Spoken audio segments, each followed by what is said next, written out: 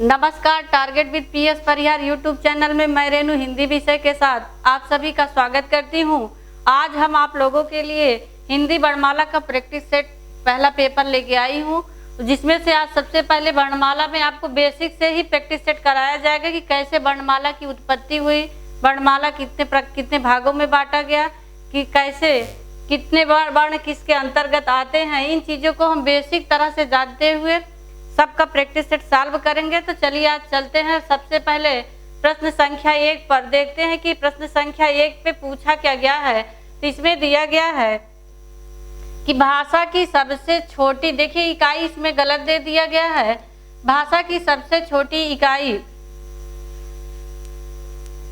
भाषा की सबसे छोटी इकाई क्या है?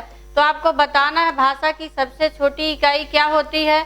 शब्द होता है कि वर्ण होता है कि व्यंजन होता है कि स्वर होता है। तो इसमें आपको बताना है कि भाषा की सबसे छोटी इकाई क्या है। तो सबसे पहले जब भाषा की जब उत्पत्ति होती है तो वो किससे बनता है? सबसे पहले वर्ण से। तो वर्ण से मिलने के बाद क्या बनेगा? शब्द। तो यहाँ पे जो आपसे प्रश्न पूछा जा रहा है कि भाषा की सबसे छोटी इकाई क्या है, तो यहाँ पर प्रश्न संख्या 1 का आंसर आपका सी सही होगा। भाषा की सबसे छोटी इकाई क्या होती है? वर्ण होती है। इसके बाद दूसरे प्रश्न पे हम चलते हैं, देखते हैं दूसरा प्रश्न क्या है। दूसरा प्रश्न में देखिए आपकी बेसिक चीजें ही मिलती चली आ रही। दूसरे प्रश्न में पूछा क्या गया है? दूसरे प्रश्न पूछा गया है कि वर्ण कहते किसे हैं? वर्ण कहते किसे हैं? शब्द समूह को, दूसरा ऑप्शन है जब शब्द गणना को या वर्ण समूह को, चौथा ऑप्शन है कि वर्ण उस ध्वनि को कहते हैं जिसका खंड ना हो। तो यहाँ पर आपका प्रश्न दूसरे का आंसर क्या सही है? डी वाला, क्योंकि आपसे प्रश्न पूछा भी जाता है कि वर्ण किसे कहते हैं, किसको कहते हैं कि जिसका खंड ना हो। तो वर्ण उस मूल ध्वनि को कहते हैं जिसका खंड ना हो। खंड ना होने का मतलब जैसे आपने का लिखा ऐसे, अगर इसका हम खंडन करेंगे तो बस इससे अधिक इसका खंडन नहीं होगा, क्योंकि हर जितने भी व्यंजन वर्ण होते हैं वो बिना स्वर के बोले नहीं जाते, उन्हें स्वर की आवश्यकता पड़ती है। इसीलिए स्वर स्वतंत्र होते हैं और व्यंजन जो होता है स्वर के ऊपर आश्रित होता है। तो आपने यहाँ पे देखा कि अब इससे ज्यादा हम इसका खंडन कर नहीं सकते। इसीलिए आपसे प्रश्न अगर कभी पूछ ले तो आप प्रैक्टिकली जानते रहे कि वर्ण उस मूल ध्वनि को कहते हैं जिसका खंडन नहीं किया जा सकता, यानी कि जिसका खंड ना हो। इसी को अब क्या कहते हैं हम? अक्षर। ना क्षरति इति, अक्षर, यानी कि जिसका अब इससे भी ज्यादा क्षर ना हो सके। कभी कभी लोग पूछते हैं कि वर्ण किसे कहते हैं, अक्षर किसे कहते हैं। यह आपका पूर्ण रूप से वर्ण है और यह आपका क्या है? अक्षर है। चलिए आइए देखते हैं दूसरे प्रश्न पे। भले ही आपको प्रश्न की संख्या यहाँ पे कम हो, लेकिन आपको एक एक प्रश्न के चीजें सारी बहुत डिटेल से बताई जाएगी। अब देखिए आपका यहाँ पे प्रश्न पूछा गया कि वर्णमाला किसे कहते हैं। तो वर्णमाला किसे कहते हैं? तो वर्णमाला हम किसे कहते हैं? यहाँ पे प्रश्न जो है गलत आ गया। वर्णमाला के भेद होना चाहिए थे। वर्णमाला के कितने भेद होते हैं? वर्णमाला के भेद हैं।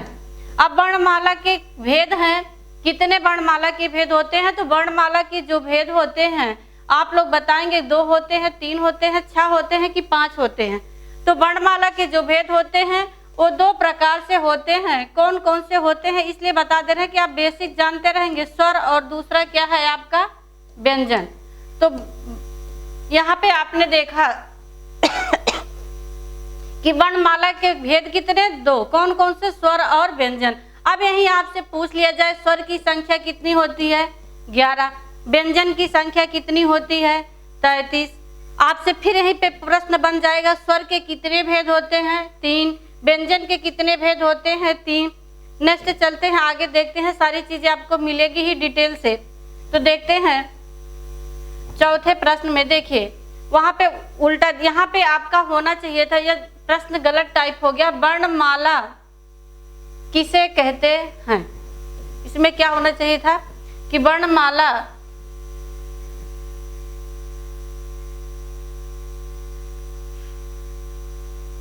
वर्णमाला किसे कहते हैं? तो वर्णमाला किसे कहते हैं? वर्णमाला किसे कहते हैं?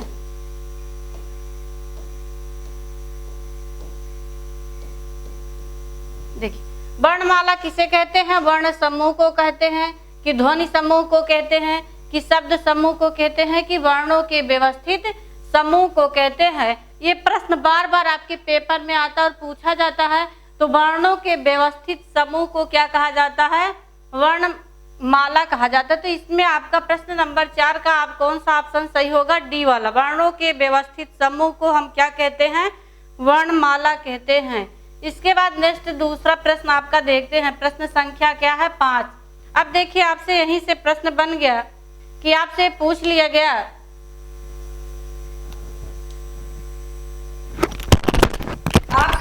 पूछा गया कि मूलतः हिंदी में वर्ण है, कितने वर्ण होते हैं हिंदी में? तो आपको बताना है कि मूलतः हिंदी में या वर्णमाला की संख्या कितनी होती है। शब्द वही सिर्फ परिवर्तित किया जाता है। आपसे प्रश्न यहाँ से 2 तरीके से बन सकते हैं, पूछा जा सकता है। पूछा गया यहाँ पे कि मूलतः हिंदी में कितने वर्ण है, ये आपसे पूछ लिया जाए कि हिंदी में वर्णमाला की संख्या कितनी होती है। तो वहाँ पे आपको घबराना नहीं है, आपको जानना है कितनी होती, 50 होती है, 49 होती है, कि 33 होती है, कि 52 होती है। तो मूलतः हिंदी में वर्णों की संख्या कितनी होती है?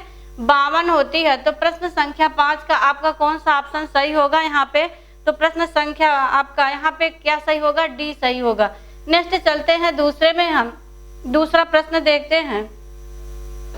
इसके बाद आपका देखिए यहाँ पे प्रश्न आ गया, प्रश्न आया कि जिन वर्णों का उच्चारण, यहाँ पे देखिए की दे दिए, जिन वर्णों का उच्चारण स्वतंत्र रूप से या बिना अवरोध के बोला जाता हो या बिना रुकावट या बाधा के बोला जाता हो, उसे हम क्या कहते हैं? ऑप्शन आपका व्यंजन, दूसरा है शब्द, तीसरा है स्वर, चौथा ऑप्शन आपका है वर्ण समूह। तो यहाँ पर जिन वर्णों का उच्चारण स्वतंत्र रूप से या बिना रुकावट या अवरोध या बिना बाधा के बोला जाता हो, उसे हम क्या कहते हैं? स्वर कहते हैं। इसके बाद नेक्स्ट देखते हैं अगला प्रश्न। हम अगला प्रश्न पे यहाँ पे पूछा गया है आपका,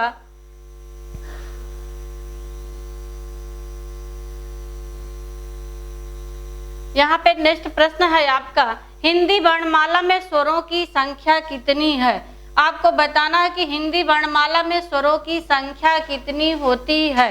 10, 12, 9, 11। तो हिंदी में वर्णमाला में स्वरों की संख्या कितनी होती है? 11 होती है। और बहुत सबसे अधिक प्रश्न आपके पूछे जाते हैं कि हिंदी में स्वरों की संख्या कितनी होती है, तो आपके कितने होती है? 11 होती है। इसके बाद नेक्स्ट दूसरे प्रश्न पे चलते हैं। भले ही ये आपको नॉर्मल बेसिक लगते हैं, लेकिन ये प्रश्न बहुत ही इंपॉर्टेंट है और सबसे ज्यादा ये पूछे जाने वाले प्रश्न है। जितने भी प्रश्न है किसी न किसी एग्जाम में आपसे पूछे गए हुए प्रश्न पूछे जा रहे हैं। तो यहाँ पे जो प्रश्न है आपका पूछा गया कि हिंदी में स्वर की मात्राएं हैं, तो हिंदी में स्वर की कितनी मात्राएं होती हैं? 12, 13, 11, 10। आप लोग भी उत्तर देने का प्रयास करिए।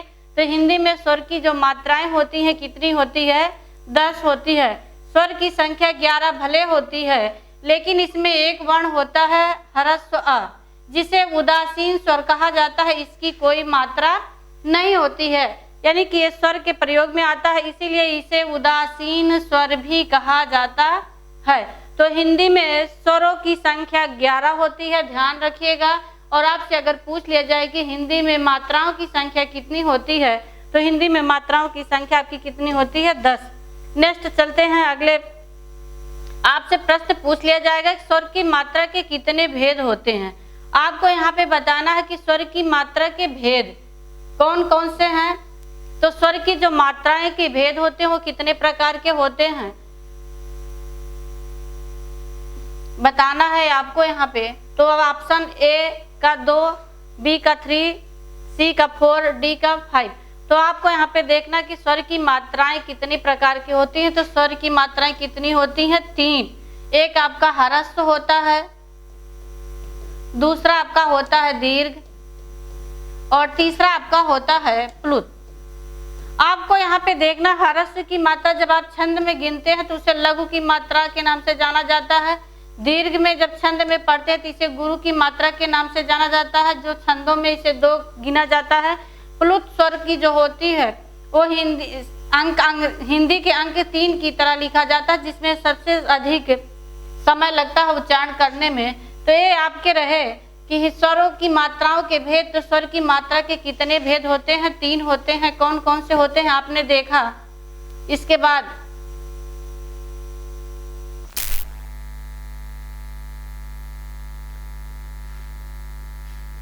देखते हैं अगला प्रश्न क्या कह रहा है।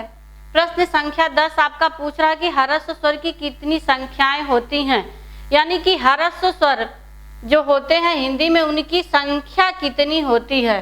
तो ह्रस्व स्वर की संख्या कितनी होती है? 3 होती है कि 4 होता है कि 5 की 7? तो आपको बताना है कि ह्रस्व स्वर की संख्या कितनी होती है? 4। कौन कौन से होते हैं ह्रस्व स्वर? आ, ई, उ और आपका री। यहीं पे एक बेसिक चीज जान लीजिए आप कि जब इनसे बनने वाले मात्राएं अगर छंद में आते हैं तो इन्हें लघु वर्ण के नाम से जाना जाता है। यानी कि अगर आपको दोहा छंद जो मात्रा आप गिनते हैं तो आपको समस्या होती है।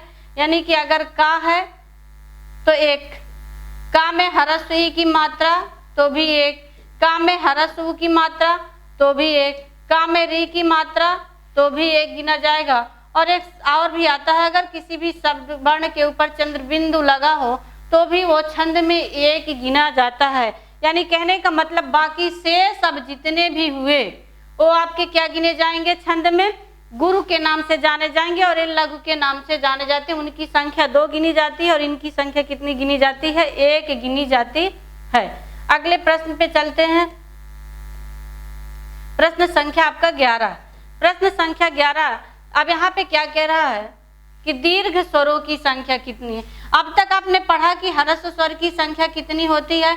अब आपको पढ़ना है कि दीर्घ स्वरों की संख्या कितनी है। 7, 4, 5, 3। तो दीर्घ स्वर की संख्या कितनी होती है आपकी? 7। कौन कौन सी होती है?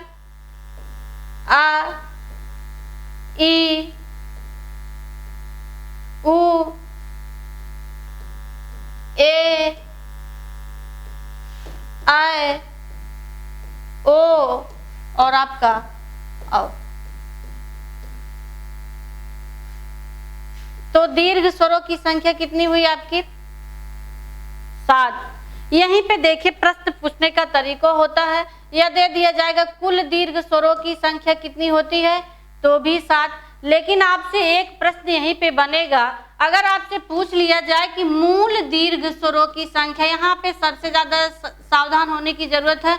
मूल दीर्घ स्वर, तो आपको यहाँ पे देखना मूल दीर्घ स्वरों की संख्या कितनी होती है? 3 होती है। कौन कौन से?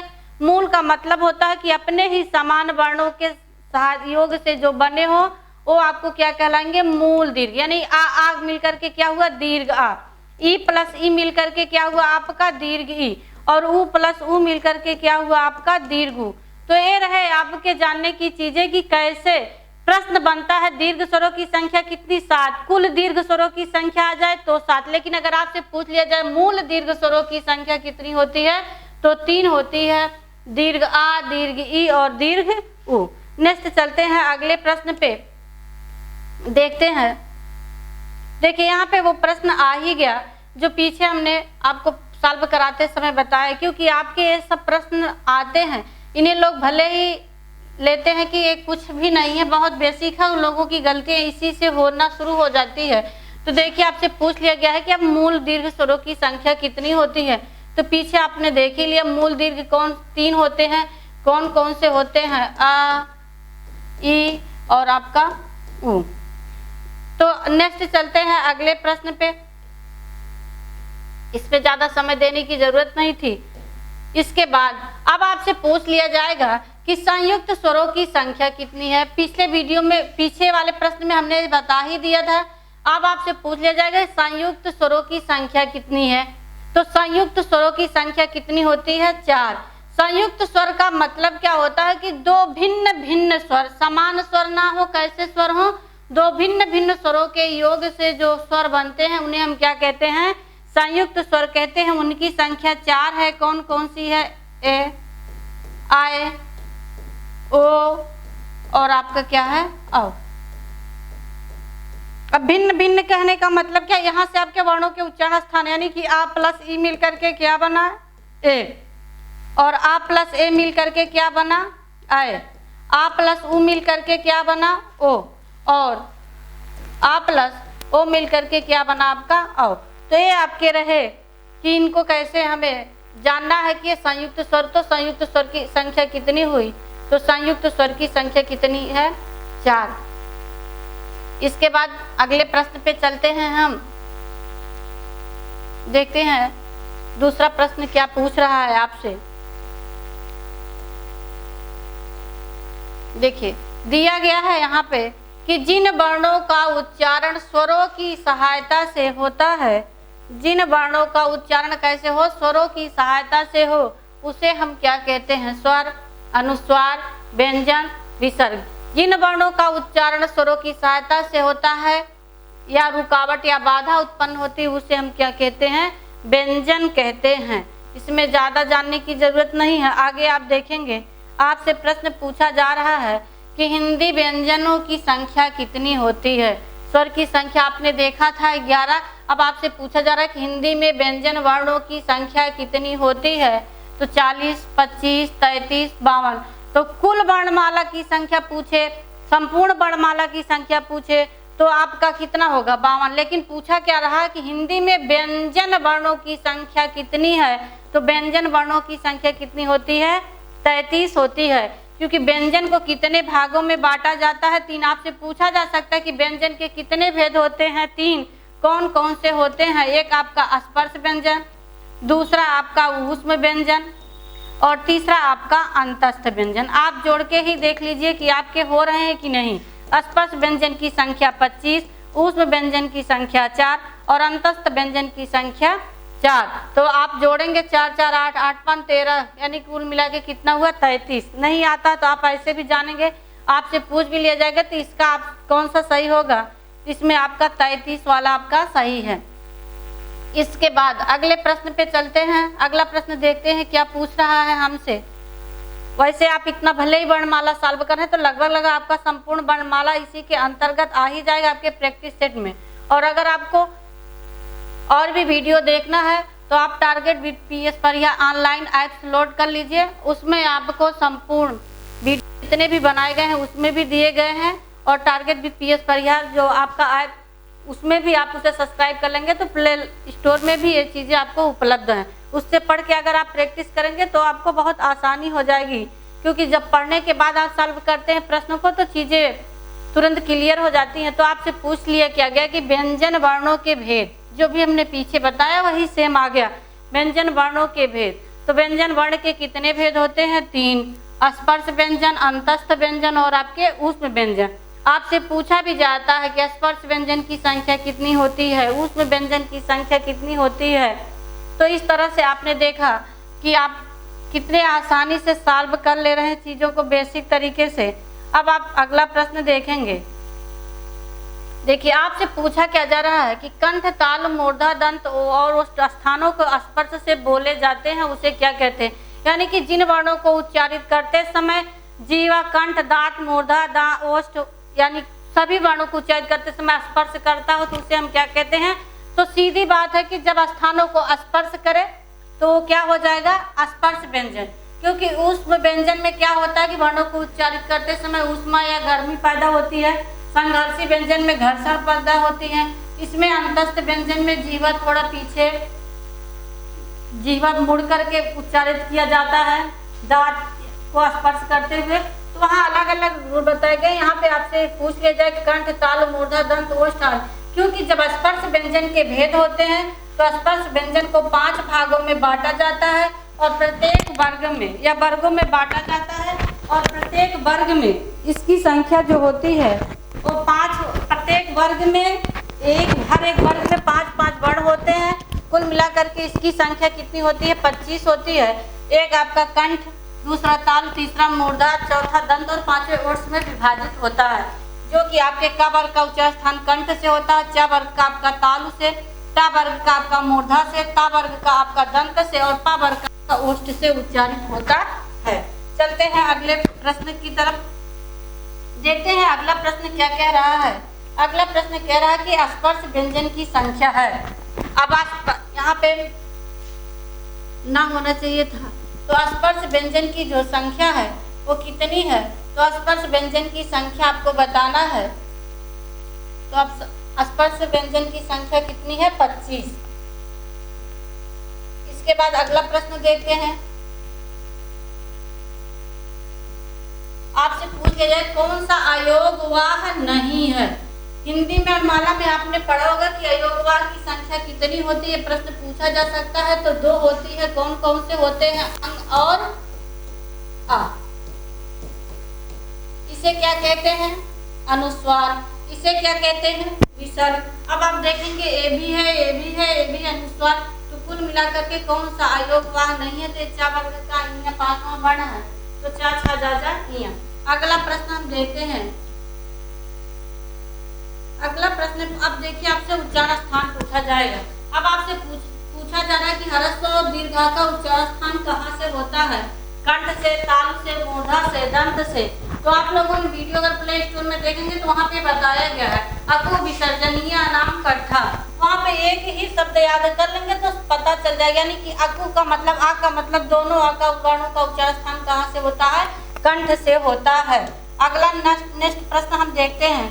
पूछा गया है, यहाँ पर भी उच्चारण स्थान ही पूछा गया है। आपसे पूछा गया है कि ई का उच्चारण स्थान होता है कौन सा? तालु, मूर्धा, ओष्ठ, दंत।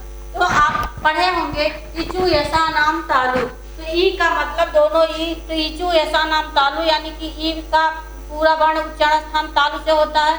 चा वर्ग के अंतर्गत जितने भी वर्ण आते हैं, चा छा जा झा, वो भी तालु से उच्चारित होते हैं। आपका यह भी तालु से उच्चारित होता है और आपका ये मूर्धन्य आपका तालु वाला सा भी यहीं से उच्चारित होता है। अगले प्रश्न की तरफ चलते हैं। देखते हैं अगला प्रश्न क्या कह रहा है। तो अगला प्रश्न कह रहा है कि री का उच्चारण स्थान है। तो आप पढ़े होंगे प्रैक्टिस में। तो री का उच्चारण स्थान है दंत, ताल, ओष्ठ, मूर्धा। तो री का उच्चारण स्थान क्या है? आपका मूर्धा। ऋतु रसाणाम मूर्धा। अगले प्रश्न की तरफ चलते हैं। अगला प्रश्न क्या पूछ रहा है यहाँ पे? अगला प्रश्न पूछा जा रहा है कि निम्न में से कौन सा अग्र स्वर है?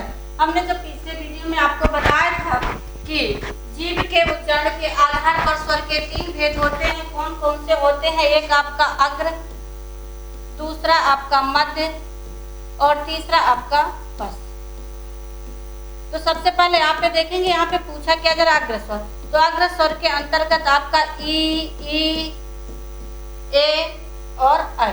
और हमने एक ट्रिक भी बताया था आपसे कि अगर आप आगे की जीवा, यानी कहने का मतलब जिन वर्णों को उच्चारित करते समय जीभ के आगे का भाग काम करे, तो अगर आप आगे का भाग पकड़ लेंगे तो शायद इन वर्णों को उच्चारित भी नहीं कर पाएंगे। और बीच में मध्य वर्ण क्या आता है? सिर्फ ह्रस्व आता है। बाकी से जितने बच्चे याद हो करिए। जानने को सबको पता है कि 11 वर्ण कौन है। अगर 2 क्लियर है, तीसरा अपने आप क्लियर हो जाएगा। यानी कि पश्च स्वर में कौन कौन से वर्ण आएंगे? दीर्घ आ आएगा, ओ, औ, री आपके रहे अग्र, पश्च, मध्य। तो अब आपको यहाँ पे देखना है कि पूछा गया कि नहीं है। लोग यही पढ़ते नहीं है, तुरंत देख के क्लियर कर देते। तो आपका ये क्या है? ये नहीं है। ये किसके अंतर्गत आएगा? ये आपके पश्च स्वर के अंतर्गत आएगा। नेक्स्ट चलते हैं अगले प्रश्न पे। अगले प्रश्न में भी देखते हैं। आपसे देखिए यही प्रश्न आ गया फिर कि मध्य स्वर। तो मध्य स्वर कौन सा नहीं है? आपके सामने उत्तर भी दिख रहा है। ये आपका क्या है? पश्च स्वर। ये भी आपका क्या है? पश्च स्वर। ये भी आपका क्या है? ये आपका अग्र स्वर है। तो मध्य स्वर कौन सा है? आपका सिर्फ मध्य स्वर क्या आता है? ह्रस्व आ मध्य स्वर के अंतर्गत आता है। अगले प्रश्न की तरफ चलते हैं। अगला प्रश्न क्या कह रहा है कि पश्च स्वर। अब आपको बताना है कि निम्नलिखित में से कौन सा पश्च स्वर नहीं है? पश्च स्वर नहीं है। तो पश्च स्वर नहीं है।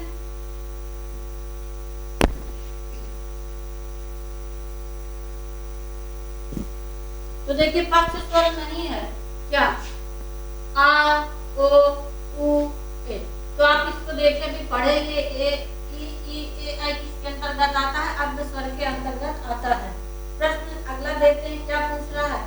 प्रश्न अगले पे दिया गया कि उ का उच्चारण स्थान कहाँ से होता है? आप उच्चारित करके भी देख सकते हैं। उपु पद्मनीया नाम ओष्ठ। उपु, उ ऊ तो कहने का मतलब न ताल होगा न मोजा न दंत, तो इसके अंतर्गत क्या आएगा आपका ओष्ठ आएगा, यानी ऊ का उच्चारण स्थान और पा वर्ग के अंतर्गत पा फा बा फा मा ये पांचों वर्ग भी आपके ओष्ठ से ही उच्चारित होते हैं। अगला प्रश्न हम देखते हैं, अगला प्रश्न क्या कह रहा है। अगला प्रश्न पूछा जा रहा है अगले प्रश्न में कि निम्नलिखित में से वृत्तमुखी स्वर नहीं है, इसी पे आपको ध्यान देना होता है पूछ रहा है कि नहीं पूछ रहा है। तो निम्नलिखित में से वृत्तमुखी स्वर नहीं है। पहले आपको ये जानना चाहिए कि वृत्तमुखी हम कहते किसे हैं। हम जब पिछले वीडियो में बताए थे कि मुख के आधार पर, यानी कि मुख खुलने के आधार पे जो आपका विभाजन हुआ था वो 4 प्रकार से होता। मुखी देख के कंफ्यूज नहीं होने की वृत्त के आधार पे, यानी कि ओठ के आधार पर स्वरों को कितने भागों में बांटा गया है, तो 2, एक वृत्तमुखी और दूसरा अवृत्तमुखी। वृत्त का अर्थ क्या होता है आपको पता, वृत्त का यहाँ पे अर्थ क्या होगा, गोला, यानी कि जिन वर्णों को उच्चारित करते समय आपके दोनों ओठों का आकार या ऊपर और नीचे का आकार गोलाकार हो जाता है, उसे हम क्या कहते हैं, वृत्तमुखी स्वर कहते हैं। तो वृत्तमुखी स्वर आप इसमें से उच्चारित करके देखिए कि कौन सा वर्ण नहीं हो रहा है।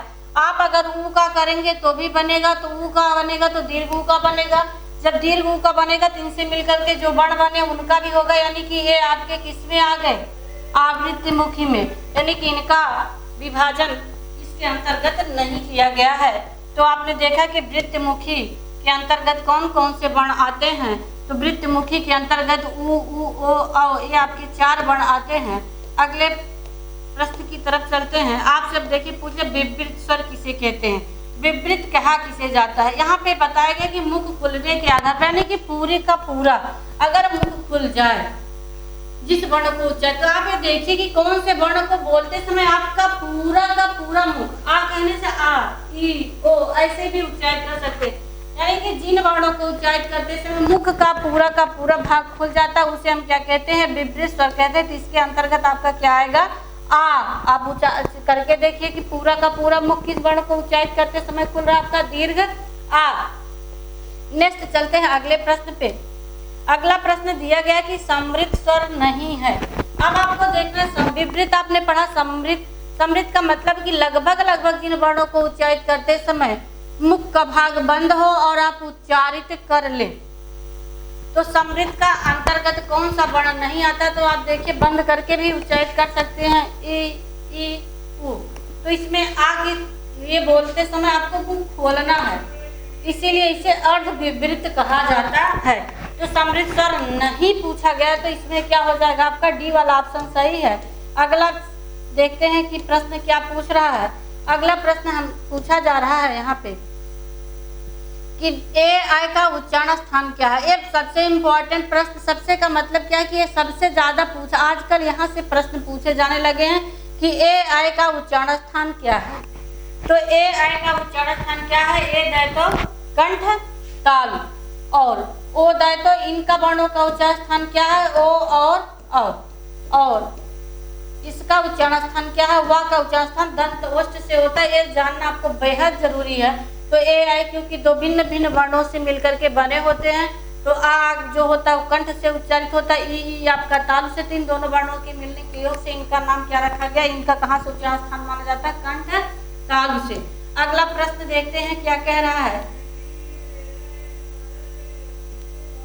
अगले प्रश्न में क्या कहा जा रहा है कि ओ आ होगा। तो पिछले वाले प्रश्न में हमने बता ही दिया, तो आप ऐसे भी बता सकते हैं कि ओ आओ का उच्चारण स्थान कहाँ से हो रहा है।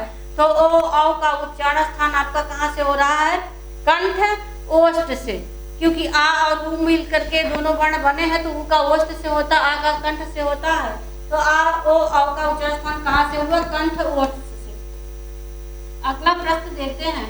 पूछा गया है आपसे कि स्वर कहते हैं, यानी कि स्वर का एक नया नाम दिया गया क्या।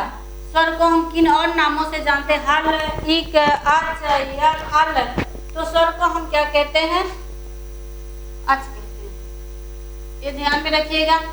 हल क्या है, व्यंजन। और संपूर्ण वर्णमाला को हम क्या कहते हैं, अल। इक प्रत्याहार संधि आप पढ़ेंगे तो इको अड़च ई यू उ री ली, तो इसके अंतर्गत जो वर्ण आते हैं, इसका आपका जो इसमें जो आपका आंसर सही है वो आपका क्या सही है? स्वर कहते हैं किसे? अच को। स्वर किसे कहा जाता है? अच को कहा जाता है। तो स्वर को दूसरे नाम से जो जानते हो वो क्या है? अच है। अगले प्रश्न की तरफ चलते हैं। अगला प्रश्न देखिए पूछा क्या जा रहा है। इसमें पूछा जा रहा है कि अंतस्थ व्यंजन नहीं है। अगर आपको पता होगा कि अंतस्थ व्यंजन की संख्या कितनी होती है, तो अंतस्थ व्यंजन की संख्या कितनी होती है? 4। कौन कौन से होते हैं? या, रा, ला और आपका वा। अब आपको देखना इसमें कौन सा वर्ण नहीं दिख रहा है, यानी कि बा ए ओष्ठ वर्ग के अंतर्गत आता है। तो आपने देखा कि इसमें अगला प्रश्न देखते हैं ऊष्म व्यंजन। अब आपसे पूछ लिया जाएगा ऊष्म व्यंजन नहीं है। अगर आपको पता होगा कि ऊष्म व्यंजन की संख्या कितनी है, तो ऊष्म व्यंजन की संख्या कितनी है?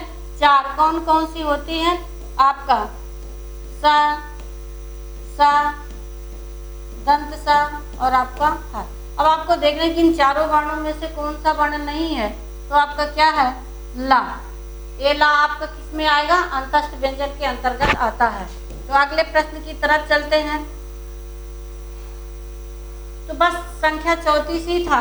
तो आपने देखा कि वर्णमाला के प्रैक्टिस सेट ऐसे ही। अब फिर आपके अभी व्यंजन के पूरे बचे हैं। वार्षिक, लुंठित, सारे के भेद बतलाना है आपको। यहाँ पे जाना अल्पप्राण महाप्राण। अगले वीडियो में जो आपको पूछा जाएगा वो अल्पप्राण महाप्राण के प्रश्नोत्तरी होंगे और घोष अघोष के प्रश्नोत्तरी होंगे। तो इस तरह से आपको पर डे रोज एक एक वीडियो मिलता रहेगा। और जिन लोगों ने target with PS Parihar online class apps नहीं लोड किया है वो लोड कर लेंगे। तो उसमें आपको सारी चीज़ें प्रैक्टिस सेट, हर एक एग्जाम के वनडे से लेकर ऑल इंडिया का कोई भी पेपर है, सारे प्रैक्टिस सेट उसमें डाले गए हैं। तो आप उसको देख सकते हैं, उसको लोड करके और सब्सक्राइब भी कर लीजिए टारगेट विद पीएस परिहार।